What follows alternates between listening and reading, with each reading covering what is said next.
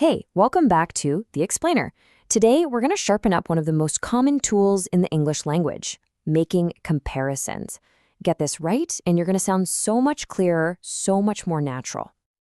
All right, let's just jump right in with a question. Which is faster, a car or a bike? I mean, most of us would say the car, right? And that one little word, faster, that's exactly what we're going to nail down today. So to make comparisons like that one, we've got to start with the right ingredient. And for this role, that key ingredient is what we call a short adjective. Okay, so what even is a short adjective? What counts? Well, think of words that are super quick to say, usually just one syllable, like big or fast.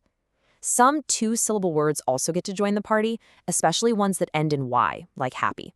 These are the exact words this whole rule is built around. All right, so we've got our adjectives. Now let's get to the main event, the actual rule. We call it the ER-VAN rule. And here it is. Seriously, think of this as your magic formula for making comparisons. It's always the same pattern. You take your subject, add a verb, then you take that short adjective and stick "er" on the end. Follow that with the word then, and then boom, you add whatever you're comparing it to.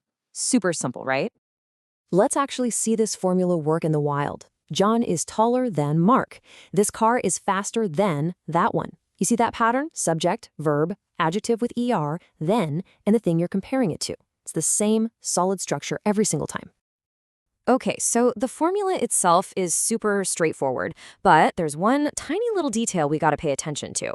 Adding "er" sounds easy, but the spelling can get a little tricky sometimes. So let's make sure we nail this part.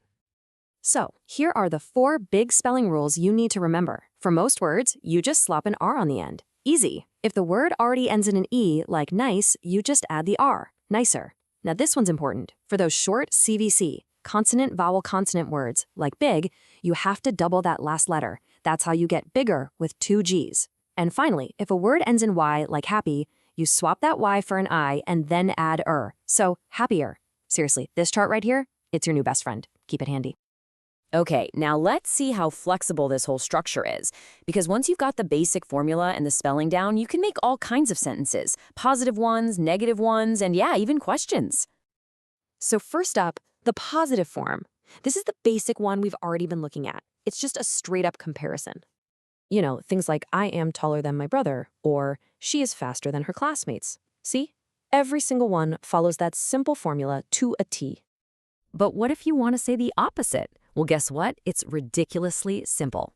All you have to do is add one tiny little word, not. The rest of the formula stays exactly the same. You just pop not right in there after the verb. Let's check out how this works. He is not shorter than me. This just means he's the same height or maybe even taller. They are not faster than the other team. See? How easy was that? Just by adding one word, you've basically doubled the number of comparison sentences you can make. All right, and for our final trick, let's turn these into questions. All you have to do is flip the subject and the verb. So instead of saying, you are taller, you just switch it around and ask, are you taller? And that gives you questions like, are you taller than your father? Or, is this test easier than the last one? It's just a simple word swap, but it opens up a whole new way to communicate using this grammar. Okay, so you've seen the rules, you've seen the spelling tricks, you've seen the different sentence types. The most important part now is putting it all together and, maybe even more importantly, avoiding a few really common traps that people fall into. Let's make sure you are totally ready to use this out in the real world. Let's look at the big mistakes people make all the time. First off, and this is a big one, never say more taller. The little "er" on the end already means more, so adding more is just repeating yourself. Second, the word order is locked in. It is always taller than. You can't flip it around. And last, that EST ending like tallest, save that for when you're comparing 3 or more things. When it's just 2 things, it's always "er."